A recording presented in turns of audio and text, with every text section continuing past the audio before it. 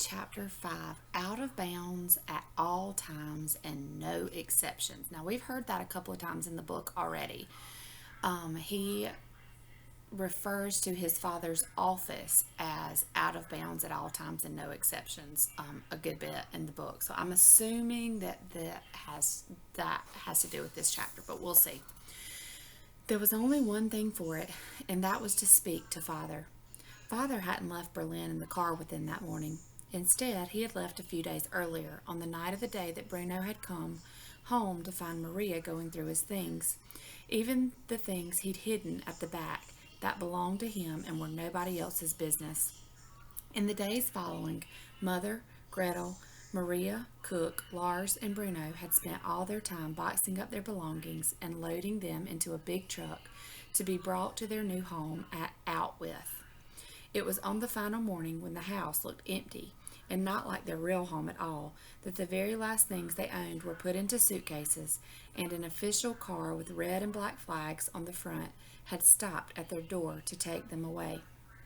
Mother, Maria, and Bruno were the last people to leave the house, and it was Bruno's belief that Mother didn't realize the maid was still standing there, because as they took one last look around the empty hallway where they had spent so many happy times, the place where the Christmas tree stood in December, the place where the wet umbrellas were left in a strand during the winter months, the place where Bruno was supposed to leave his muddy shoes when he came in but never did, Mother had shaken her head and said something very strange. "We should never have let the Fury come to dinner," she said. "Some people and their determination to get ahead." Just after she said that, she turned round, and Bruno could see that she had tears in her eyes, but she jumped when she saw Maria standing there watching her. "Maria," she said in a startled tone of voice, "I thought you were in the car." "I was just leaving, ma'am," said Maria. "I didn't mean," began Mother before shaking her head and starting again. "I wasn't trying to suggest—" "I was just leaving, ma'am," repeated Maria, who must not have known the rule about not interrupting Mother, and stepped through the door quickly and ran to the car. So we still aren't sure who the Fury is, but we think it is the boss of the dad over the army, and I'm thinking that possibly Hitler. We'll look that up in just a few minutes. Mother had frowned, but then shrugged, as if none of it really mattered anymore anyway. "Come on then, Bruno," she said, taking his hand and locking the door behind him. "Let's just hope we come back here someday when all this is over." The official car with flags on the front had taken them to a train station, where there were two tracks separated by a wide platform. On either side a train stood waiting for the passengers to board. Because there were so many soldiers marching about on the other side, not to mention the fact that there was a long hut belonging to the signalman separating the tracks, Bruno could only make out the crowds of people for a few moments before he and his family boarded a very comfortable train with very few people on it, and plenty of empty seats and fresh air when the windows were pulled down. If the trains had been going on different directions, he thought, it wouldn't have seemed so odd, but they weren't. They were both pointed eastwards. For a moment he considered running across the flat platform to tell the people about the empty seats in his carriage, but he decided not to, as something told him that if it didn't make Mother angry, it would probably make Gretel furious, and that would be worse still. Since arriving at Outwith and their new house, Bruno hadn't seen his father. He had thought perhaps he was in his bedroom earlier, when the door creaked open, but that had turned out to be the unfriendly young soldier who had stared at Bruno without any warmth in his eyes. He hadn't heard Father's booming voice anywhere, and he hadn't heard the heavy sound of his boots on the floorboards downstairs. But there were definitely people coming and going, and as he debated what to do for the best, he heard a terrific commotion coming from downstairs and went out into the hallway to look over the banister. Down below he saw the door to Father's office standing open and a group of 5 men outside it, laughing and shaking hands. Father was at the center of them, and they looked very smart in his freshly pressed uniform. His thick dark hair had obviously been recently lacquered and combed, and as Bruno watched from above, he felt both scared and in awe of him. He didn't like the look the other men quite as much. They certainly weren't as handsome as Father. nor were their uniforms as freshly pressed, nor were their voices so booming or their boots so polished. They all held their caps under their arms and seemed to be fighting with each other for father's attention. Bruno could only understand a few of their phrases as they traveled up to him. Made mistakes from the moment he got here. It got to the point where the Fury had no choice but to, said one. Discipline, said another. And efficiency. We have lacked efficiency since the start of 42, and without that, it's clear what the numbers say. It's clear, Commandant, said the third. And if we build another, said the last, imagine what we could do then. Just imagine it. So those are bits and pieces of the conversation that's going on downstairs. Why did the author just put those bits and pieces right here in the story? She did that to show you what Bruno is hearing. So she's writing the book as if it's from Bruno's perspective. Father held a hand in the air, which immediately caused the other men to fall silent. It was as if he was the conductor of a barbershop quartet. Gentlemen, he said, and this time Bruno could make out every word because there had never been a man born who was more capable of being heard from one side of a room to the other than Father. Your suggestions and your encouragement are very much appreciated, and the past is the past. Here we have a fresh beginning, but let that beginning start tomorrow. For now, I'd better help my family settle in, or there will be much trouble for me in here, as there is for them out there. Do you understand? The men all broke into laughter and shook Father's hand. As they left, they stood in a row together like toy soldiers, and their arms shot up in the same way that Father had taught Bruno to salute. Their palms stretched flat, moving from their chest up into the air in front of them in a sharp motion as they cried out the two words that Bruno had been taught to say whenever one said it to him. Then they left, and Father returned to his office, which was out of bounds at all times and no exceptions. So I was thinking this, but I think that's an American thing. I'm wondering if it was this. And we can talk about that a little later too. Bruno walked slowly down the stairs and hesitated for a moment outside the door. He felt sad that Father had not come up to say hello to him in the hour or so that he had been there, but it had been explained to him on many occasions just how busy Father was, and that he couldn't be disturbed by silly things like saying hello to him all the time. But the soldiers had left now, and he thought it would be all right if he knocked on the door. Back in Berlin, Bruno had been inside Father's office only a handful of occasions, and it was usually because he had been naughty and needed to have a serious talking to. However, the rule that applied to Father's office in Berlin was one of the most important rules that Bruno had ever learned, and he was not so silly as to think that it would not apply here at Outwith too. But since they had not seen each other in some days, he thought that no one would mind if he knocked now. And so he tapped carefully on the door twice and quietly. Perhaps Father didn't hear. Perhaps Bruno didn't knock loud enough, but no one came to the door, so Bruno knocked again and did it louder this time, and he did, so he heard the booming voice from inside call out, "Enter!" Bruno turned the door handle, stepped inside, and assumed his customary pose of widened eyes, mouth in the shape of an O, and arms stretched out by his side. The rest of the house might have been a little dark and gloomy, and hardly full of possibilities for exploration, but this room was something else. It had a very high ceiling to begin with, and a carpet underfoot that Bruno thought he might sink into. The walls were hardly visible. Instead, they were covered with dark mahogany shelves, all lined with books, like the ones in the library at the house in Berlin. There were enormous windows on the wall facing him, which stretched out into the garden beyond, allowing a comfortable seat to be placed in front of them. And in the center of all this, seated behind a massive oak desk, was Father himself, who looked up from his papers when Bruno entered and broke into a wide smile. "Bruno," he said, coming round from behind the desk and shaking the boy's hand solidly, for Father was not usually the type of man to give anyone a hug, unlike Mother and Grandmother, who gave them a little too often for comfort, complimenting them with slobbering kisses. "My boy," he added, after a moment. "Hello, Father," said Bruno quietly, a little overawed by the splendor of the room. "Bruno, I was coming up to see you in a few minutes. I promise I was," said Father. "I just had to have a meeting to finish and a letter to write. You got here safely then?" "Yes, Father," said Bruno. "You were to help your mother and sister in closing the house?" "Yes, father," said Bruno. "Then I'm proud of you," said father approvingly. "Sit down, boy." He indicated a wide armchair facing his desk, and Bruno clambered into it, his feet not quite touching the floor.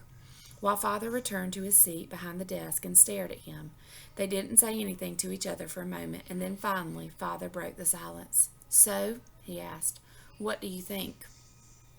"What do I think?" asked Bruno. "What do I think of what?" "Of your new home. Do you like it?" "No," said Bruno quickly, because he always tried to be honest and knew that if he hesitated even for a moment, then he wouldn't have the nerve to say what he really thought. "I think we should go home," he added bravely. Father's smile faded only a little, and he glanced down at his letter for a moment before he looked back up again, as if he wanted to consider his reply carefully. "Well, we are home, Bruno," he said finally in a gentle voice. "Outwith is our new home." "But when can we go back to Berlin?" asked Bruno, his heart sinking when father said that. "It's so much nicer there." "Come, come," said father, wanting to have none of that. "Let's have none of that," he said. "A home is not a building or a street or a city or something so artificial as bricks and mortar. A home is where one's family is. Isn't that right?" "Yes, but—" "And our family is here, Bruno, at Outwith. Ergo, this must be our home." Bruno didn't understand what ergo meant, but he didn't need to because he had a clever answer for father. "But grandfather and grandmother are in Berlin," he said, "and they're our family too, so this can't be our home." Father considered this and nodded his head. He waited a long time before replying. "Yes, Bruno, they are. But you and I and Mother and Gretel are the most important people in our family. This is where we live."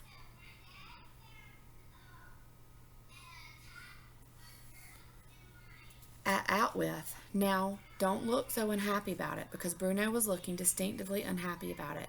"You haven't even given it a chance yet. You must like it here." "I don't like it here," insisted Bruno. "Bruno," said father, in a kind voice. "Carl's not here, and Daniel's not here, and Martin's not here. And there are no other houses around us, and no fruit and vegetable stalls, and no streets, and no cafes with tables outside, and no one to push you from pillar to post on a Saturday afternoon." I'm sorry, guys.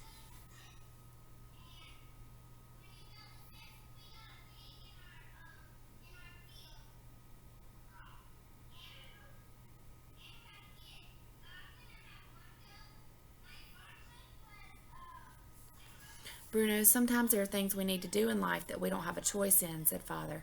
And Bruno could tell that he was starting to tire of this conversation, "and I'm afraid this is one of them. This is my work, important to our country, important to the Fury. You'll understand that someday." "I want to go home," said Bruno. He could feel tears welling up behind his eyes and wanted nothing more for father to realize just how awful a place Outwith really was and agree that it was time to leave. "You need to realize that you are at home," he said instead, disappointing Bruno. "This is it for the foreseeable future." Bruno closed his eyes for a moment. There hadn't been many times in his life where he had been quite so insistent on having his own way, and he had certainly never gone to father with quite so much desire for him to change his mind about something. But the idea of staying here, the idea of having to live in such a horrible place where there was no one at all to play with, was too much to think about. When he opened his eyes again a moment later, father stepped around from behind the desk and settled himself in an armchair beside him. Bruno watched as he opened a silver case, took out a cigarette, and tapped it on the desk before lighting it. "I remember when I was a child," said father. "There were certain things that I didn't want to do, but when my father said that it would be better for everyone if I did them, I just put my best foot forward and got on with them." "What kind of things?" said Bruno. "Oh, I don't know," said father, shrugging his shoulders. "It's neither here nor there anyway. I was just a child and didn't know what was for the best. Sometimes, for example, I didn't want to stay at home and finish my schoolwork. I wanted to be out on the streets playing with my friends just like you do, and I look back now and see how foolish I was. So you know how I feel," said Bruno, hopefully.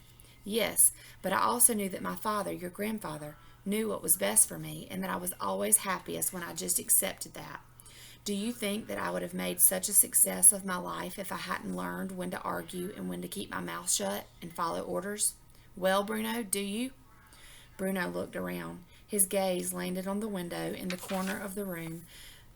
Through it could His gaze landed on the window in the corner of the room, and through it he could see the awful landscape beyond. Did you do something wrong? He asked after a moment. Something that made the Fury angry? Me? Said Father, looking at him in surprise. What do you mean?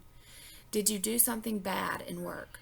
I know that everyone says you're an important man, and the Fury has big things in mind for you, but he'd hardly send you to a place like this if you hadn't done something that he wanted to punish you for. Father laughed, which upset Bruno even more. There was nothing that made him more angry than when a grown-up laughed at him for not knowing something, especially when he was trying to find out the answer by asking questions. You don't understand the significance of such a position, Father said. Well, I don't think you can have been very good at your job if it means we all have to move away from a very nice home and our friends and come to a horrible place like this. I think you must have done something wrong, and you should go and apologize to the Fury, and maybe that will be the end to it. Maybe he'll forgive you if you're sincere about it. The words were out before he could really think about whether they were sensible or not. Once he heard them floating in the air, they didn't seem like entirely the kind of things he should be saying to Father. But there they were, already said, and not a thing he could do to take them back. Bruno swallowed nervously, and after a few moments' silence, glanced back at Father, who was staring at him stony-faced. Bruno licked his lips and looked away. He felt it would be a bad idea to hold Father's eye. After a few silent and uncomfortable minutes, Father stood up slowly from the seat beside him and walked back behind the desk, laying his cigarette on an ashtray. I wonder if you're being very brave, he said quietly after a moment, and if he was debating the matter in his head rather than merely disrespectful. Perhaps that's not just such a bad thing. I didn't mean, but you will be quiet now, said Father, raising his voice and interrupting him because none of the rules of normal family life ever applied to him. I have been very considerate of your feelings here, Bruno, because I know that this move is difficult for you, and I've listened to what you have to say, even though your youth and inexperience force you to phrase things in an insolent manner. And you'll notice that I have not reacted to any of this, but the moment has come when you will simply have to accept that. I don't want to accept it. Call Daddy, please, in there. I don't want to accept it, shouted Bruno, blinking in surprise, because he hadn't known he was going to shout out loud. In fact, it came as a complete surprise to him. He tensed slightly and got ready to make a run for it if necessary, but nothing seemed to be making Father angry today, and if Bruno was honest with himself, he would have admitted that Father rarely became angry. He became quiet and distant and always had his way in the end anyway, and rather than shouting at him or chasing him around the house, he simply shook his head and indicated that their debate was at an end. Go to your room, Bruno, he said in such a quiet voice that Bruno knew that he meant business now, so he stood up, tears of frustration forming in his eyes. He walked towards the door, but before opening it, he turned round and asked one final question. Father, he began. Bruno, I'm not going to, began Father irritably. It's not about that, said Bruno quickly. I just have one other question. Father sighed, but indicated that he should ask it, and then that would be the end of the matter and no arguments. Bruno thought about his question, wanting to phrase it exactly right this time, just in case it came out as being rude or uncooperative. Who are those people outside? He said finally. Father tilted his head to the left, looking a little confused by the question. Soldiers, Bruno, he said, and secretaries, staff workers. You've seen them all before, of course. No, not them, said Bruno. The people I see from my window, in the huts, in the distance. They're all dressed the same. Ah, those people, said Father, nodding his head and smiling slightly. Those people. Well, they're not people at all, Bruno. Bruno frowned. They're not? He asked, unsure what Father meant by that. Well, at least not as what we understand the term, Father continued. But you shouldn't be worrying about them right now. They're nothing to do with you. You have nothing whatsoever in common with them. Just settle into your new home and be good. That's all I ask. Accept the situation in which you find yourself, and everything will be so much easier. Yes, Father, said Bruno, unsatisfied by the response. He opened the door, and Father called him back for a moment, standing up and raising an eyebrow as if he'd forgotten something. Bruno remembered the moment his father made the signal and said the phrase and imitated him exactly. He pushed his 2 feet together and shot his right arm into the air before clicking his 2 heels together and saying in as deep and clear a voice as possible, as much like father's as he could manage, the moments he said every time he left a soldier's presence. "Hail, Hitler," he said, which he presumed was another way of saying, "Well, goodbye for now. Have a pleasant afternoon." What do you think he meant by those are not people at all? Because they're clearly people, but he says they're not people at all and they have nothing in common with you. That's the question.